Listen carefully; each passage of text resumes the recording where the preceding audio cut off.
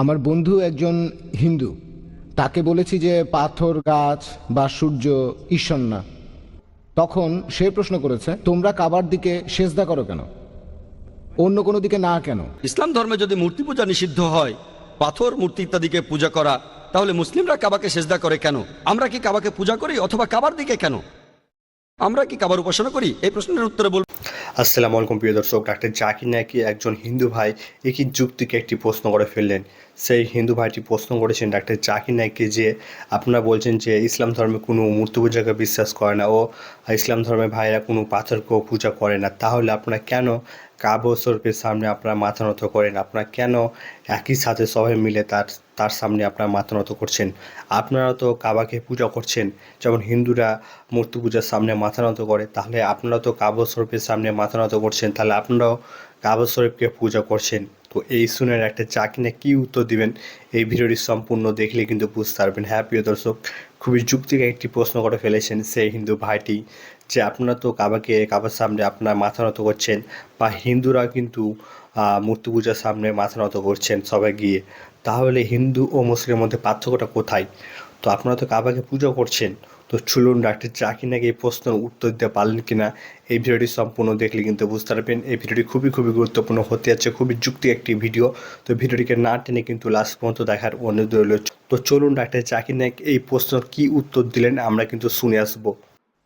আমার বন্ধু একজন হিন্দু, তাকে বলেছি যে পাথর, গাছ বা সূর্য ঈশ্বর না। তখন সে প্রশ্ন করেছে, তোমরা কাবার দিকে সেজদা করো কেন, অন্য কোনো দিকে না কেন? ভাই প্রশ্ন করলেন যে এক কথায় ইসলাম ধর্মে যদি মূর্তি পূজা নিষিদ্ধ হয়, পাথর, মূর্তি ইত্যাদিকে পূজা করা, তাহলে মুসলিমরা কাবাকে সেজদা করে কেন? আমরা কি কাবাকে পূজা করি অথবা কাবার দিকে কেন? আমরা কি কাবার উপাসনা করি? এই প্রশ্নের উত্তরে বলবেন, এটা খুব কমন প্রশ্ন, যে মুসলিমরা কখনো কাবাকে পূজা করে না। কাবা হলো আমাদের কিবলা, আমাদের ইবাদতের দিক। আর মুসলিমরা আমরা একতায় বিশ্বাস করি।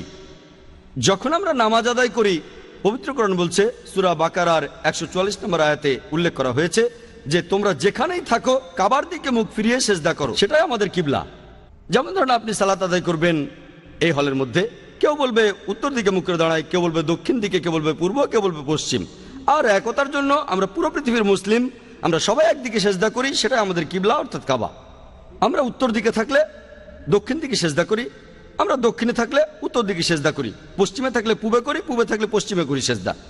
আর যদি ভালো করে দেখেন, প্রথম যিনি এই পৃথিবীর সম্পূর্ণ ম্যাপ আঁকেন তিনি একজন মুসলিম, মোহাম্মদ আলী ইদ্রিসি এঁকেছিলেন 1154 সালে। প্রথম মুসলিমরা যে ম্যাপটা এঁকেছিল সেটার দক্ষিণ মেরু উপরে, উত্তর মেরু নিচে, কাবা ছিল সেন্টারে। পরবর্তীতে পশ্চিমারা এই ম্যাপটা আঁকলো, তারা এই ম্যাপটাকে একদম উল্টে দিল, উত্তর মেরু উপরে, দক্ষিণ মেরু নিচে, তারপরেও কাবা শরীফ সেন্টার আলহামদুলিল্লাহ।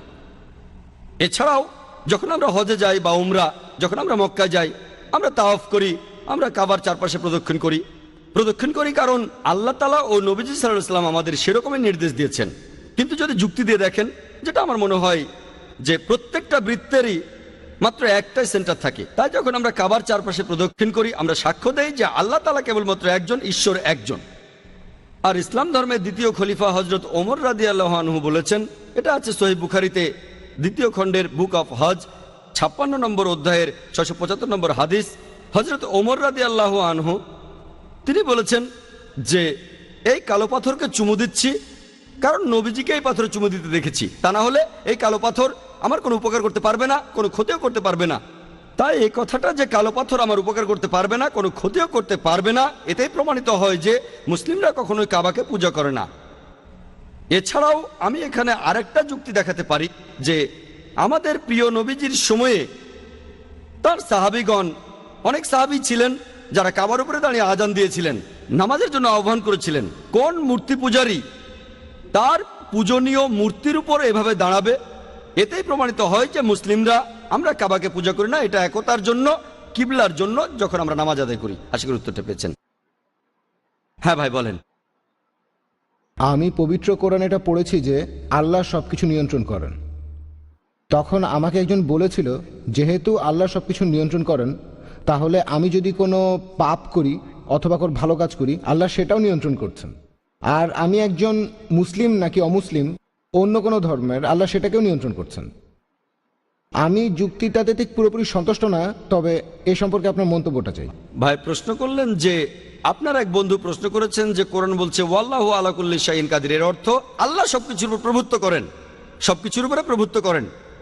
এখন কেউ যদি ভুল করে বলে তিনি সবকিছু নিয়ন্ত্রণ করেন, সে যদি মুসলিম হয়, এখানে আল্লাহ সবকিছুর উপরে প্রভুত্ব করেন, প্রশ্নটা কি আপনার? নিয়ন্ত্রণ মানে কথাটা ঠিক বুঝতে পারছি না। তবে মুসলিম হয়ে থাকলে বলি আল্লাহ প্রভুত্ব করেন, হ্যাঁ কথাটা ঠিক। কেউ ভুল করে ভাববে তার ক্ষমা করার ক্ষমতা আছে, হ্যাঁ সেটাও আছে।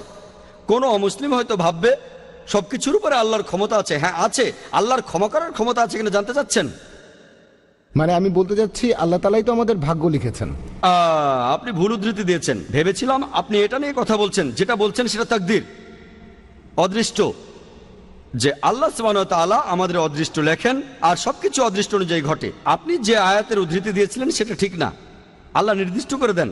আর বেশিরভাগ ধর্মই হোক, সেটা হিন্দুইজম, ইসলাম, আমরা মানি অদৃষ্ট বলে একটা জিনিস আছে, সবকিছু অদৃষ্ট মেনেই হয়।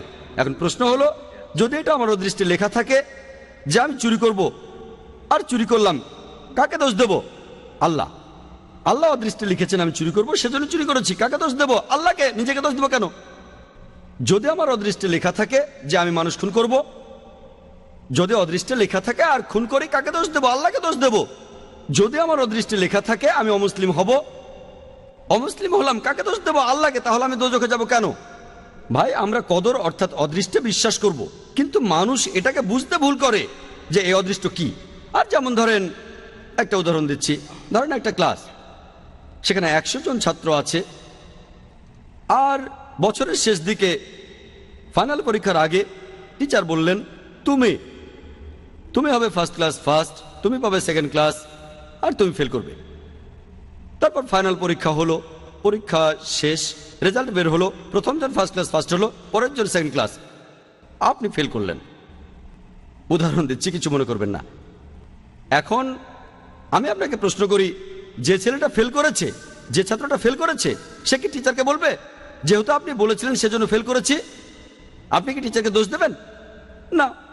যেহেতু টিচার 1 বছর পড়িয়েছেন, তিনি জানেন যে এই ছাত্রটা খুব মনোযোগী, ঠিকমতো পড়াশোনা করলে সে ফার্স্ট ক্লাস ফার্স্ট হবে, সেকেন্ড ক্লাস এটা ফাঁকিবাজ, ঠিকমতো লেখাপড়া করে না, ফেল করবে। টিচার অনুমান করেছিলেন বলেই কি তাকে দোষ দেবেন? না। একইভাবে আল্লাহ সুবহানাহু ওয়া তাআলা তিনি এই টিচারদের চাইতে অনেক বড়, তার আছে ইলমে গায়েব, তিনি ভবিষ্যতের কথাগুলো জানেন, তিনিই হলেন সবচেয়ে বড় টিচার। তবে আল্লাহ তাআলা তার রয়েছে ইলমে গায়েব, তিনি জানেন যে ভবিষ্যতে কি হতে যাচ্ছে, আল্লাহ তাআলা আগেই সেটা লিখে রাখেন। যেমন ধরেন একটা রাস্তার সামনে দাঁড়ালেন, 5টা রাস্তা, 1 2 3 4 5, আপনি যে কোনো একটা বেছে নেন, বেছে নিলেন রাস্তা নম্বর 2। এখন আল্লাহ আগে থেকেই জানেন যখন এই লোকটা ক্রস রোডের সামনে আসবে সে বেছে নেবে 2 নম্বর রাস্তা, আল্লাহ আগে থেকে সেটা লিখে রেখেছেন। এই লোকটা যখন এখানে আসবে সে বেছে নেবে 2 নম্বর রাস্তা, আল্লাহ লিখেছেন বলে এটা হচ্ছে না, কিন্তু এমনটা ভবিষ্যতে হবে বলে আল্লাহ আগে থেকে লিখে রেখেছেন। বুঝতে পেরেছেন? আল্লাহর আছে ইলমে গায়েব। ধরেন আপনি পাশ করলেন কলেজ থেকে, হতে পারেন ডাক্তার অথবা হবেন ইঞ্জিনিয়ার, আপনি ঠিক করলেন ডাক্তার হবেন। এমন না যে যেহেতু আল্লাহ লিখে দিয়েছেন তাই আপনি ডাক্তার হবেন।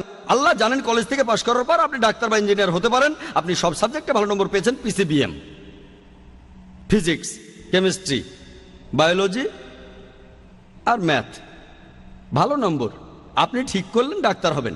আল্লাহ জানেন আপনার চয়েস দুটো, আপনি ডাক্তার হবেন, তাই আল্লাহ লিখে রেখেছেন আপনি ডাক্তার হবেন। তারপর যখন আপনি উপার্জন করবেন, আপনি 1000 টাকা কামাতে পারেন সৎভাবে, অথবা আপনি টাকা চুরি করতে পারেন, আপনি তখন চুরি করলেন।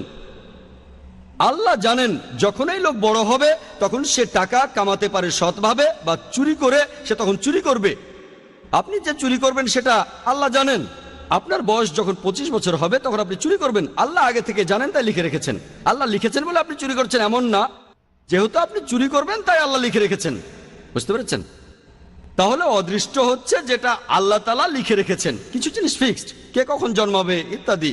তবে বাকি জিনিসগুলো এমন না, আপনি ঠিক করবেন।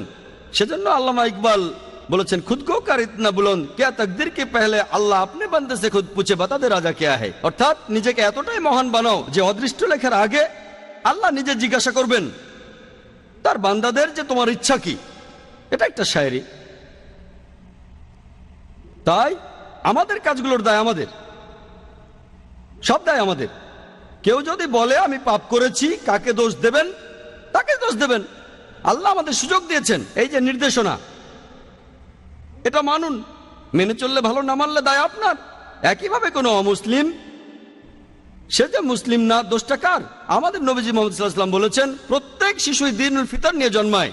সবাই জন্মায় মুসলিম হয়ে। মুসলিম মানে যে আল্লাহর কাছে নিজের ইচ্ছাকে সমর্পণ করে। প্রত্যেক শিশুর জন্মের পর তার হার্টবিট আল্লাহর কথা বলে, তার শ্বাস প্রশ্বাস আল্লাহর কথা বলে, তার চিন্তা ভাবনাও আল্লাহর কথা বলে।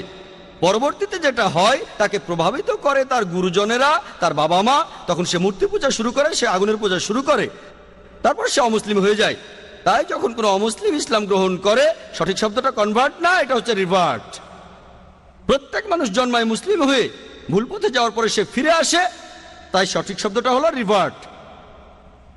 তাহলে আপনারা অমুসলিম বন্ধুকে বলেন, এই যে এই নাও কোরআন, এটা মানো, তোমার সামনে তো মুসলিম হওয়ার সুযোগ আছে, তাকে বোঝান।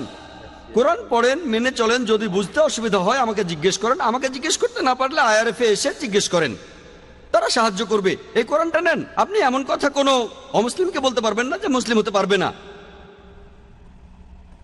ঠিক? সে তখন আপনাকে বলতে পারে আপনি বাইবেল পড়েন আর বেদ পড়েন, আপনি খ্রিস্টান বা হিন্দু হয়ে যাবেন। আমার ভিডিও ক্যাসেট দেখে তর্ক করতে পারেন। দুই দিকে, এটা two way traffic, one way না। আমরাও তাদের একই কথা বলবো, এই যে বাইবেল এটা পড়ে না, তারপর দেখেন আমি আপনাদের চাইতে বেশি খ্রিস্টান, ঠিক না ভুল? তাহলে two way traffic, one way না। এখানে সবার জন্য সমান সুযোগ। ওয়ান ওয়ে ট্রাফিক ঠিক না। আমরা সবাইকে সমান সুযোগ দেব। আল্লাহ আমাদের ব্রেন দিয়েছেন, আমাদের বুদ্ধি দিয়েছেন। আমরা মানুষরা যে অনেক উন্নত, কারণটা এই না যে আমরা অনেক হ্যান্ডসাম। আমাদের ব্রেনটা ব্যবহার করতে হবে সত্যের পথে আসার জন্য। আপনারা অমুসলিম বন্ধুকে বলেন, হ্যাঁ আল্লাহ আমাদের সবাইকেই সুযোগ দিয়েছেন, আমরা বেছে নিতে পারবো। তবে আল্লাহ আগে থেকেই যে এই লোক কোরআন পড়ার পরে মুসলিম হবে কিনা, প্রথম জন, দ্বিতীয় জন, এখন আল্লাহ জানেন প্রথম জন মুসলিম হবে, দ্বিতীয় জন হবে না। আমি বা আপনি জানি না, আমি শুধু উদাহরণ দিলাম। আমি আসলে জানি না প্রথম লোকটা মুসলিম হবে নাকি দ্বিতীয় লোকটা, দুজনে হবে নাকি কেউ হবে না। আমি শুধু উদাহরণ দিলাম। যদি মুসলিম হয় সেটা তার তকদিরে হবে। সে কোরআন পেয়েছে, তারপর পড়েছে, হয় সেটা মেনেছে নয়তো মানেনি। কোরআন বলছে যে কিয়ামতের দিন যারা এই সত্য ধর্মকে ত্যাগ করেছে তাদের কেউ কথা বলবে না, ও আল্লাহ আপনি অবিচার করছেন। তারা শুধু বলবে আমাদের মাফ করুন। আল্লাহ বলবেন দেরি হয়ে গেছে, দেরি করেছো। আল্লাহ তাআলা বলেছেন যেসব লোকজনকে দোজখে পাঠানো হবে তারা কেউ বলবে না যে আল্লাহ তাআলা অবিচার করছেন। সবকিছু একেবারে তাদের সামনেই থাকবে। এখন আমরা ভিডিওতে আগের জিনিস দেখতে পারি, আল্লাহ কিভাবে করবেন সেটা জানি না। আল্লাহ বলেছেন তোমাদের শরীর তোমাদের বিরুদ্ধে সাক্ষ্য দেবে, তোমাদের চোখ তোমাদের বিরুদ্ধে সাক্ষ্য দেবে। তাই সেখানে অন্য কারো প্রয়োজন নেই। আপনি নিজেই বুঝতে পারবেন আপনার ভুলগুলো কি কি ছিল। যখন আল্লাহর কাছে বলবেন আমাকে মাফ করেন, আল্লাহ বলবেন দেরি হয়ে গেছে। সুযোগটা পাচ্ছেন এই পৃথিবীতে, এত ভুল করার পরও আল্লাহ আপনাকে সুযোগ দিচ্ছেন। ভুল করছেন, আবার সুযোগ দিচ্ছে আল্লাহ। এই জীবনের পরে পরকালে হিসাব কিতাব, শেষ বিচারের দিন আপনার কাজের উপর নির্ভর করে আপনার বিচার করা হবে। কাজের উপর নির্ভর করে আপনি যাবেন বেহেশত বা দোজখে। আশা করি উত্তরটা পেয়েছেন। আপনার লেকচার শোনার পরে জানতে পারলাম যে মুসলিমদের জন্য দাওয়া খুব গুরুত্বপূর্ণ। তবে মুসলিম মহিলারা তারা ঘরের দেখাশোনা করে, ভদ্রতা বজায় রাখে। আমার মনে হয় মুসলিম মহিলাদের জন্য দাওয়া দেয়াটা বেশ কঠিন, অন্তর্মুখী মানুষের জন্য আরও কঠিন। এই ধরনের ক্ষেত্রে দাওয়া দেওয়ার ব্যাপারে কিছু বলবেন? বোন প্রশ্ন করলেন যে আমার লেকচার শুনে তিনি বুঝেছেন দাওয়া খুবই গুরুত্বপূর্ণ। দাওয়া দেওয়া আবশ্যিক বোন, গুরুত্বপূর্ণ ঠিক আছে, তবে আবশ্যিক। এটা আবশ্যিক আর সেজন্য গুরুত্বপূর্ণ। আপনি প্রশ্ন করলেন একজন মহিলা কিভাবে দাওয়া দেবেন অমুসলিমদের কাছে, বিশেষ করে যদি ভদ্রভাবে করতে চান। অনেক মানুষের ভুল ধারণা আছে যে শুধুমাত্র বহির্মুখী হলেই দাওয়া দিতে পারবেন। ব্যাপারটা আসলে এমন না বোন। অনেক ভদ্র মহিলা আছেন মাশাআল্লাহ, তারা যথেষ্ট আধুনিক মাশাআল্লাহ, আর তারা দাওয়া দিচ্ছেন আলহামদুলিল্লাহ। কিন্তু যে মানুষটা অন্তর্মুখী সে কিভাবে দাওয়া দেবেন? বোন, মানুষের একটা ভুল ধারণা আছে যে দাওয়া মানে কথা বলা। দাওয়া মানে শুধু কথা নয়, দাওয়ার অনেক প্রকারভেদ আছে। একজন লোকের সাথে কথা বলতে পারেন, বাসায় অনেকজনের সঙ্গে কথা বলতে পারেন, চিঠি লিখতে পারেন, ইমেল পাঠাতে পারেন। তবে এখানে দাওয়ার ব্যাপারে যদি বলতে হয়, ব্যক্তিগত লেভেলে যা হয়, পুরুষের সাথে পুরুষ বা মহিলাদের সাথে মহিলা, এভাবে আলোচনা হয়। সাধারণত মহিলারা না মেহরামদের সঙ্গে কথা বলেন না। তবে আপনি যদি ইসলামিক শরিয়া মেনে চলেন তাহলে আলহামদুলিল্লাহ আপনি ঘরে বসেও দাওয়া দিতে পারেন। যদি অন্তর্মুখী হন ঠিক আছে, হয়তো ভালোভাবে বলতে পারবেন না, হয়তো লজ্জা পাবেন বা কিছু বলতে চাইবেন না। আমি আমার চাইতে খারাপ অবস্থায় কোনো দায়ীকে পাইনি। আমি একজন তোতলা বোন, কারোর সাথে কথা বলতে গেলে আমি তোতলাই। কেউ আমার নাম জিজ্ঞেস করলে বলতাম জাকির। একসময় আমি এভাবেই কথা বলতাম। আলহামদুলিল্লাহ, আল্লাহ আমার পথ খুলে দিয়েছেন। তারপর মেডিকেল থেকে পাশ করলাম 12 বছর আগে। তারপর আমি এই দাওয়ার ক্ষেত্রে আসলাম। মাশাল্লাহ, আমি আগের প্রশ্নের উত্তরেও যে কথাটা বলেছিলাম, যদি আল্লাহ সুবহানাহু ওয়া তাআলার পথে কেউ জিহাদ করেন, তার পথ আল্লাহ খুলে দেবেন, আপনি যেই হন। বেশিরভাগ মানুষ, 99%-এরও বেশি যারা দাওয়া দিতে আসেন, আমি শুরুতে তাদের অনেক পিছনে ছিলাম। আমি এটা করতে পেরেছি আল্লাহর সাহায্যের কারণে। আল্লাহ সাহায্য করলে কেউ তাকে হারাতে পারে না, সাহায্য না করলে কেউ তাকে বাঁচাতে পারে না। সেজন্য মুমিনগণ আল্লাহ তাআলার উপরে নির্ভর করুক। এটা সূরা ইমরানের 160 নম্বর আয়াতে উল্লেখ করা হয়েছে। তাহলে বোন, শুরু করেন। যদিও ভেবে থাকেন কথা বলতে পারবেন না, কথা বলতে চাইবেন না, আপনি অন্তর্মুখী, তারপরে শুরু করেন, আর ইনশাল্লাহ আল্লাহ সাহায্য করবেন। আর মহিলা হয়ে ভদ্রতার সাথে দাওয়া দিতে পারবেন না এমনটা নয়। অনেকের ভুল ধারণা আছে যে ভদ্র মানে ঘরে বসে থাকা। ভদ্র মানে ভদ্র, ঘরে বা বাইরে ইসলামিক শরিয়া মেনে চলেন, দৃষ্টি নিচু করেন। সত্যি বলতে নম্র একজন মহিলা অন্য একজন রুক্ষ মহিলার চাইতে ভালো দাওয়া দিতে পারবেন। এই মহিলা যখন বাইরে বের হন ইসলামিক নিয়মে, সেটাও এক ধরনের দাওয়া। আর যখন ধর্ম প্রচার করেন, কথা বলেন, ইনডাইরেক্ট দাওয়া। আমার মনে পড়ে গেল যে আজ সকালে আমাদের ফাউন্ডেশনের জন্য কিছু মহিলা ট্রেনারের ইন্টারভিউ নিচ্ছিলাম। বোম্বে শহরের অনেক মহিলা এসেছিলেন। তারা আসার পর ইন্টারভিউ নিলাম, তাদের সাথে কথা বললাম, আমার বোন আর আমি।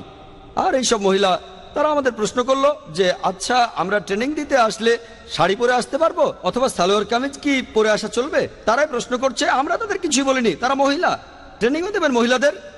এটাও হলো দাওয়া। আমাদের কথা, আমার বোন যেভাবে হিজাব পরেছে, তারাই তখন বললো সালোয়ার কামিজ কি পরা যাবে নাকি অন্য কিছু পরবো। আমরা কোনো নিয়ম বানাইনি, তারা তো ট্রেনার, সবাই প্রফেশনাল, আমরা মাইন্ড করবো না। তারা মহিলা, সালোয়ার কামিজ বা অন্য যা কিছুই পরুক, তারা যে পোশাকই পরুক, তাতে কোনো সমস্যা নেই। কিন্তু সেখানে আমার বোন যে পোশাক পরেছে সেটা তো সবাই দেখছে। অমুসলিম প্রফেশনাল, বিদেশ থেকে ট্রেনিং পাওয়া মানুষকে কথা বলার উপর ট্রেনিং দেয়, তারা প্রশ্ন করেছে কেন? কারণ তারা আমার বোনকে দেখেছে। ইসলাম সম্পর্কে আমরা কিছু বলিনি, সেখানে শুধু কাজের কথা বলেছি। আর সেখানে আমাদের উপস্থাপনাটাই ছিল দাওয়া। আলহামদুলিল্লাহ, তাদের এমন কোনো শর্ত দেয়নি যে ট্রেনিং দিতে গেলে হিজাব পরে আসতে হবে, এটা আবশ্যিক না। তারা অমুসলিম ছিলেন, তাই আলহামদুলিল্লাহ। তাই বোন, ব্যাপারটা এমন না যে ভদ্র হলে দাওয়া দিতে পারবেন না। সত্যি বলতে ভদ্র হলে ভালো দাওয়া দিতে পারবেন। আপনি ভালো অবস্থানে থাকবেন। আর কিছু কিছু পরিস্থিতিতে বলতে পারেন, আমি মহিলা, সাধারণত ঘরেই থাকি, বাইরে খুব বেশি আলোচনা করতে চাই না, কথা বলতে পারেন টেলিফোনে, ইন্টারনেটে যোগাযোগ করতে পারেন, মহিলাদের সাথে আলোচনা করাই ভালো। এভাবে দাওয়া দিতে পারেন। তাদের বই পাঠাতে পারেন, ভিডিও ক্যাসেট দিতে পারেন, অডিও টেপ দিতে পারেন ইত্যাদি। আপনি আপনার মুসলিম বন্ধুদের জানাতে পারেন, সবাইকে জানাতে পারেন। পরিচিত অমুসলিম না থাকলে আপনি মুসলিম বন্ধুকে বলেন, তার কোনো অমুসলিম বন্ধু আছে কি যে ইসলাম সম্পর্কে জানতে চায়? সমস্যা নেই। যে জাকির ভাই একজন অমুসলিম বন্ধুও নেই, আচ্ছা আপনার মুসলিম বন্ধুদের বলেন তাদের অমুসলিম বন্ধু আছে কিনা, প্রশ্ন আছে কিনা। সহজ, আল্লাহ আপনার পথ খুলে দেবেন। আর আপনি শুরু করলে ইনশাআল্লাহ আল্লাহ সাহায্য করবেন। তবে আপনাকে শুরু করতে হবে, আর দেরি করবেন না, এখনই শুরু। আশা করি উত্তরটা পেয়েছেন। কোনো ভাইকে প্রশ্ন করবেন? হ্যাঁ ভাই। আসসালামু আলাইকুম। ওয়ালাইকুম আসসালাম রহমতুল্লাহ বারাকাতুহু। কোরআনে অ্যানথ্রোপোমরফিজমের অভিযোগটা আমরা কিভাবে খণ্ডন করব? যেমন ধরেন আল্লাহর হাত, আল্লাহর ডান হাত, অথবা আল্লাহর চোখে। এছাড়াও বলা আছে যে কেয়ামতের দিনে আমরা সবাই আল্লাহকে দেখব। এই অভিযোগটা কিভাবে খণ্ডন করব? তারা বলে যে কোরআন আল্লাহ তাআলাকে একটা আকার দিচ্ছে। ভাই প্রশ্ন করলেন যে অ্যানথ্রোপোমরফিজমের যে ফিলোসফি, যেটা ইসলাম বিশ্বাস করে না, কিন্তু ইসলামে কেন বলছে যে আল্লাহর হাত আছে আর কিয়ামতের দিন আল্লাহকে দেখতে পাবো? আর অ্যানথ্রোপোমরফিজম শব্দটার অর্থ কি? অ্যানথ্রোপোমরফিজম মানে মহান স্রষ্টা, তিনি পৃথিবীতে আসছেন বিভিন্ন জীবের রূপে, আর সেই রূপ নিয়েছেন যাকে আমরা চিনি। যেমন ধরেন, মানুষ চিন্তা করবে একজন মানুষের মতো, পশু চিন্তা করবে পশুর মতো। তাহলে পশুদের জন্য আসবে একটা পশু, কিন্তু যেহেতু তিনি ঈশ্বর, পশু হয়ে এসেছেন এই পৃথিবীতে, তখন পৃথিবীর মানুষও সেই পশু ঈশ্বরকে শ্রদ্ধা করবে। এভাবে ঈশ্বরের বিভিন্ন রূপ দেখা যায়, যেটা কল্পনা করতে পারি, যেটা চিন্তা করতে পারি। সেজন্যই বললাম ইসলাম বিশ্বাস করে না অ্যানথ্রোপোমরফিজমে। এখন এই ফিলোসফিটার ভিত্তি হলো এই যে আমাদের সৃষ্টিকর্তা এত মহান, এত পবিত্র, এত ধার্মিক যে তিনি মানুষের অসুবিধাগুলো বুঝতে পারেন না। অ্যানথ্রোপোমরফিজম এটা হলো মানুষের ক্ষেত্রে। তাই মানুষ এমন বলে যে তিনি খুব পবিত্র, খুব বিশুদ্ধ। তিনি জানেন না যে মানুষের কেমন লাগে যখন ব্যথা পায়, যখন সমস্যায় পড়ে, যখন সে বিপদে পড়ে। তাই আমাদের স্রষ্টা একজন মানুষ হয়ে জানতে চান মানুষের জন্য কোনটা ভালো আর কোনটা খারাপ। শুনে মনে হতে পারে খুব সুন্দর যুক্তি, সৃষ্টিকর্তা কত পবিত্র, কত বিশুদ্ধ, কত ধার্মিক, তিনি তো মানুষের সীমাবদ্ধতা জানেন না, তাই তিনি মানুষের জন্ম নিয়ে সেটা বোঝার চেষ্টা করেন, তারপর বলেন মানুষের জন্য কোনটা ভালো আর কোনটা খারাপ। ধরেন আমি বানালাম একটা ভিসিআর, ভিডিও ক্যাসেট রেকর্ডার। এখন ভিসিআর এর জন্য কোনটা ভালো আর কোনটা খারাপ সেটা জানার জন্য আমাকে কি ভিসিআর হতে হবে? না। এখন যেহেতু আমি প্রস্তুতকারী, আমি বানিয়েছি এটা, এর জন্য কোনটা ভালো আর কোনটা খারাপ সেটা জানতে আমাকে ভিসিআর হতে হবে না। আমি যেটা করব, তৈরি করব একটা ইনস্ট্রাকশন ম্যানুয়াল। ইনস্ট্রাকশন ম্যানুয়াল মানুষ জাতির জন্য, সেটা এই পবিত্র কোরআন। এখন ভিসিআর এর জন্য একটা ইনস্ট্রাকশন ম্যানুয়াল লিখবো যে যদি ভিডিও ক্যাসেট চালাতে চান ক্যাসেটটা ভেতরে ঢোকান, তারপর প্লে বাটনে চাপ দেন, যদি বন্ধ করতে চান স্টপ বাটনে চাপ দেন, ফাস্ট ফরওয়ার্ড করতে চান এফএফ বাটনে চাপ দেন। উপর থেকে ফেলবেন না, তাহলে নষ্ট হয়ে যাবে, পানিতে ডোবাবেন না, নষ্ট হয়ে যাবে। আমি একটা ইনস্ট্রাকশন ম্যানুয়াল লিখবো। একইভাবে মানুষ জাতির জন্য আল্লাহ সুবহানাহু ওয়া তাআলা হলেন স্রষ্টা, আর মানুষের জন্য সেরা ইনস্ট্রাকশন ম্যানুয়াল, যেটা আগেও বলেছি, হলো এই পবিত্র কোরআন। মানুষের প্রতি নির্দেশগুলো এই বইতে আছে। এখন কারো কারো মনে হতে পারে, আর আপনিও ঠিক বলেছেন, যে কিছু লোক ভুল বুঝে কথা বলতে পারে যে আল্লাহ তাআলার হাত আছে, আল্লাহর আকৃতি আছে, এ কথাটা কোরআনের বিরুদ্ধে যায় কিনা। এই উত্তরটা আছে সূরা সূরাতে। এখানে 11 নম্বর আয়াতে উল্লেখ করা হয়েছে যে লাইসা কামিসলি শাই, কোনো কিছু তার সাদৃশ্য নয়, আল্লাহর মতো আর কিছুই নেই। তিনি শোনেন আর দেখেন, কিন্তু সেটা আমাদের মতো দেখাশোনা নয়। আল্লাহ পবিত্র কোরআনে বলেছেন ওয়ালাম ইয়াকুল্লাহু কুফুয়ান আহাদ, সূরা ইখলাসের 4 নম্বর আয়াতে উল্লেখ করা হয়েছে তার সমতুল্য কেউ নেই। সূরা সূরার 11 নম্বর আয়াতেও একই রকম কথা আছে, কোনো কিছুই আল্লাহ সুবহানাহু ওয়া তাআলার সাদৃশ্য নয়। আল্লাহ যখন হাতের কথা বলছেন, তিনি এখানে মানুষের হাতের কথা বলছেন না। যেমন আঙ্গুল আছে, আল্লাহর হাত, ব্যাস, কিভাবে আল্লাহ মালুম। আল্লাহ তাআলা এইভাবে তার কিছু বৈশিষ্ট্যের কথা বলেছেন, কোরআনে আছে আর সহিহ হাদিসে আছে, আমরাও মানি। এটা বাদে আল্লাহ মালুম, তার হাত আছে, কিভাবে আল্লাহ মালুম। তিনি শোনেন, হ্যাঁ শোনেন, কিভাবে আল্লাহ মালুম। তিনি কি আমাদের মতো সাউন্ড ওয়েভ থেকে কথা শোনেন? সেটা আলাদা, কেমন আমরা জানি না। আমাদের সাউন্ড ওয়েভ লাগে, কানের প্রয়োজন হয়, অঙ্গ প্রত্যঙ্গ সবকিছু। আল্লাহ সুবহানাহু ওয়া তাআলা শোনেন, তবে আমাদের মতো করে না। তাই এই ব্যাপারটা অ্যানথ্রোপোমরফিজমের আওতায় পড়ে না। অন্যান্য ধর্মে দেখবেন অ্যানথ্রোপোমরফিজম বলতে মানুষ ঈশ্বরকে বোঝায়। স্রষ্টা যখন মানুষ হয়ে জন্মান, অন্যান্য ধর্মগুলোতে আছে, হোক সেটা হিন্দুইজম বা খ্রিস্টান ধর্ম, তাকে খাবার খেতে হয়, তাকে তখন ঘুমাতে হয়। পবিত্র কোরআনে সূরা আনামের 14 নম্বর আয়াতে উল্লেখ করা হয়েছে তিনি খাদ্য দান করেন, তাকে কেউ খাদ্য দান করে না। অন্যান্য ধর্মের যে ঈশ্বরগুলো আছে দেখবেন তারা ঘুমায়। পবিত্র কোরআনে সূরা বাকারার 255 নম্বর আয়াতে বলা হয়েছে আয়াতুল কুরসি, আল্লাহু লা ইলাহা ইল্লা হুয়াল হাইয়ুল কাইয়ুম লা তাখুযুহু সিনাতুন ওয়া লা নাওম লাহু মা ফিস সামাওয়াতি ওয়া মা ফিল আরদ, যে তিনি চিরস্থায়ী, তিনি অবিনশ্বর, তার বিশ্রামের প্রয়োজন হয় না, তিনি কখনো ঘুমান না, অন্ধ্রা তাকে স্পর্শ করে না। তাহলে দেখতেই পাচ্ছেন এই স্রষ্টাতে অনেক পার্থক্য, নাম এক হলেও পার্থক্য অনেক। তাই যেহেতু আল্লাহ বলেছেন তার হাত আছে, অবশ্যই কিভাবে আল্লাহ মালুম। অ্যানথ্রোপোমরফিজম বলছে না যে আল্লাহকে দেখা যাবে না।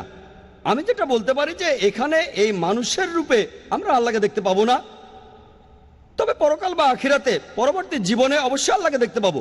সেজন্য একটা হাদিসে বলা হয়েছে যে রোজ কিয়ামতের দিনে বিচারের পরে যদি যাই, ইনশাআল্লাহ দোয়া করে আপনি যেন বেহেশতে যান, আপনি জান্নাতে গেলে আল্লাহ তাআলা আপনাকে অন্যভাবে বিচার করতে চাইবেন। তিনি আমাদের মতো হবেন না। আমাদের যেমন আছে ঠোঁট, নাক, চোখ, একইভাবে বললাম হাতের কথা, হ্যাঁ আল্লাহর হাত আছে, কিভাবে আল্লাহ মালুম। তাই ইসলামের স্রষ্টার ধারণাটা অন্যান্য ধর্মের স্রষ্টার মতো নয়, এর মধ্যে অনেক পার্থক্য আছে। আল্লাহ আমাদের স্রষ্টা, তিনি সম্পূর্ণভাবে আলাদা বৈশিষ্ট্যের। আশা করি উত্তরটা পেয়েছেন। ওয়াখির দাওয়ানা আলহামদুলিল্লাহি রাব্বিল আলামিন। তো ডাক্তার জাকির নায়েককে সেই হিন্দু ভাইটি প্রশ্ন করেছিলেন যে মুসলিমরা কোনো পূজাকে বিশ্বাস করে না, মানে মূর্তি পূজাকে বা কোনো পাথরকে পূজা করে না, তাহলে মুসলিমরা কেন কাবা শরীফের সামনে সবাই মিলে তারা মাথা নত করে? তো আপনারা তো কাবা শরীফকে পূজা করছেন, যেমন হিন্দুরা মূর্তি পুজোর সামনে মাথা নত করছে, তাহলে তো মুসলিমরাও কাবা শরীফের সামনে তারা কিন্তু মাথা নত করছেন।